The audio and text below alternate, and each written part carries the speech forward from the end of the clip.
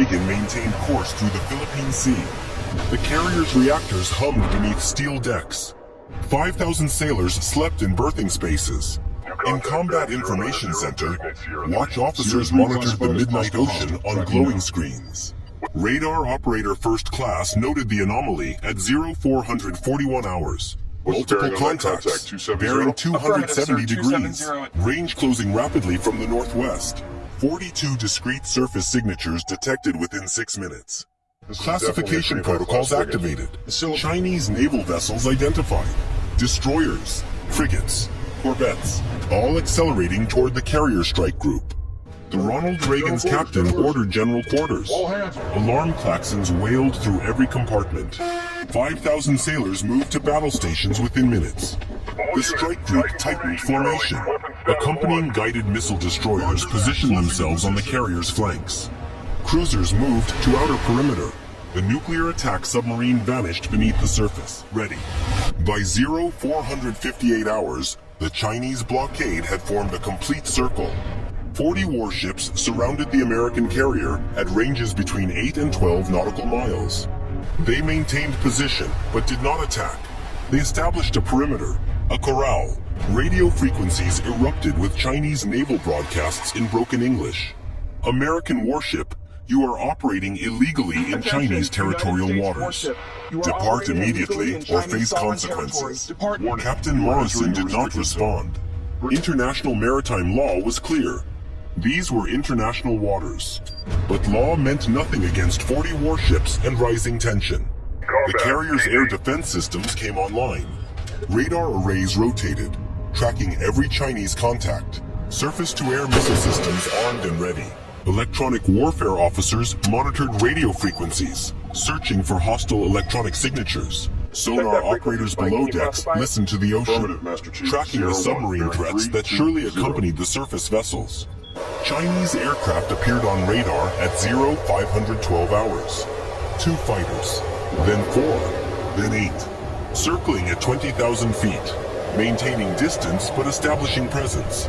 They did not launch weapons. They demonstrated capability. Each rotation around the carrier group was calculated intimidation. Each pass a measured threat.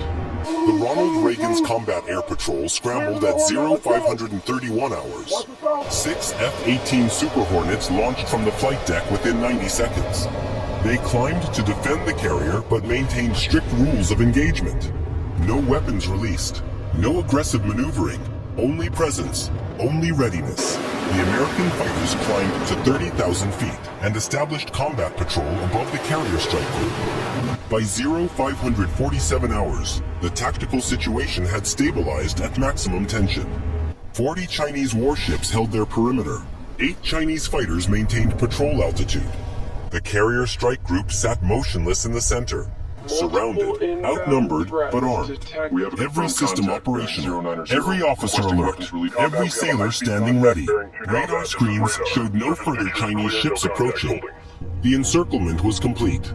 The blockade was established. The corral was closed. Captain Morrison received updated intelligence reports from Naval Command in the Pacific Fleet. The Chinese government had issued an official statement. The American carrier had violated Chinese sovereignty. The carrier must depart or face unspecified consequences. No time limit given. No negotiation offered. Just a deadline hanging in the darkness. The captain studied the tactical plot. 40 warships, 1 carrier, 8 fighters above, submarine threats below, international waters turning into a pressure cooker. At 0600 hours, the Ronald Reagan remained stationary at the center of the Chinese formation. Radar operators continued monitoring. Combat systems remained armed. Fighter pilots held altitude above the fleet. Sonar operators listened to every submarine contact. Engineers stood ready for emergency flank speed if ordered. But no order came. The carrier waited. The Chinese blockade tightened. The noose drew closer with each passing minute. Then, at 0619 hours, new contacts appeared on radar. More Chinese ships were approaching from the south. The blockade was closing in. At 0647 hours, the first light of dawn broke across the Philippine Sea. The sky transitioned from absolute black to deep gray to orange. Visibility improved. Visual confirmation replaced radar predictions. The American sailors could now see their enemy with their own eyes. 40 Chinese warships formed a visible ring around the carrier strike group. The blockade had tightened during the night. Minimum separation distance reduced from 12 nautical miles to 8. Some Chinese vessels now operated at closing speed, moving incrementally closer despite no orders to engage. Each movement was deliberate. Each approach calculated to increase psychological pressure on the American commander. Radio traffic intensified at 0652 hours. Chinese Naval Command broadcast repeated demands in English and Mandarin. The carrier must depart. The carrier must surrender.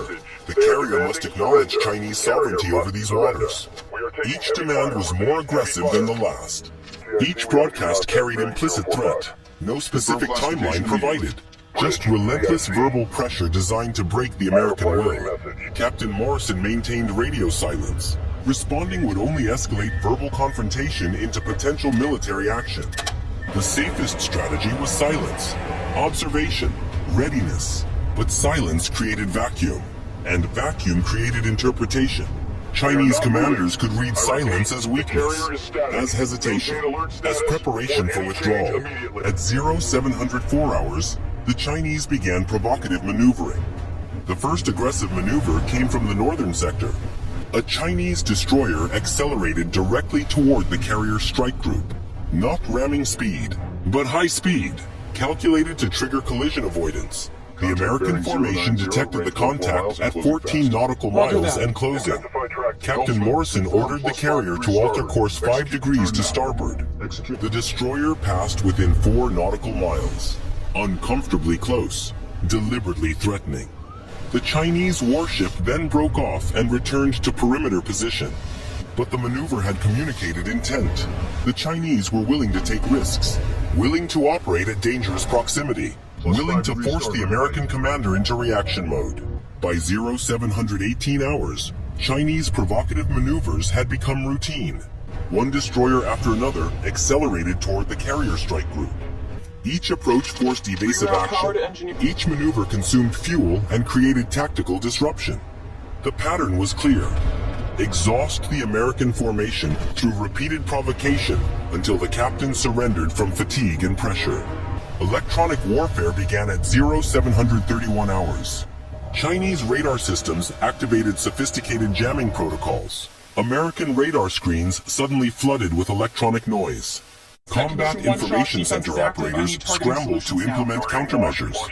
Electronic warfare officers deployed chaff and electronic countermeasures. The American systems fought back against the digital assault. For 37 seconds, the radar picture degraded significantly. American crews could not see Chinese movements clearly, could not track incoming threats with precision, could not calculate intercept courses or defensive maneuvers. Then American countermeasures overwhelmed Chinese jamming. The radar picture cleared. The electronic battle was won, but the message was delivered.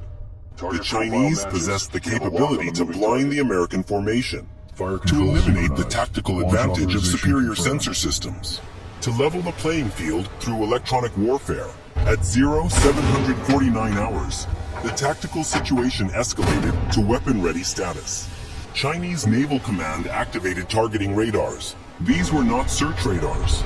These were fire control radars. Systems specifically designed to guide missiles to moving targets. Surface-to-air missiles. Anti-ship missiles. All targeting systems locked on the American carrier. Captain Morrison received the alert in Combat Information Center. Targeting radars active. Missiles armed. Launch capability confirmed. He ordered the carrier's air defense systems to weapons hot status. American guided missile cruisers locked their own targeting radars on the Chinese destroyer group. Surface-to-air missiles loaded into vertical launch systems. Targeting computers calculated firing solutions. American missile systems now held the Chinese blockade in digital crosshairs. Both sides possessed the capability to unleash destruction. Both sides maintained fingers on trigger.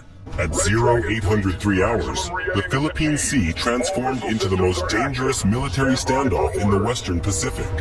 40 Chinese warships armed and ready. American carrier strike group armed and ready. Fighter jets overhead armed and ready. Submarines beneath the surface armed and ready. No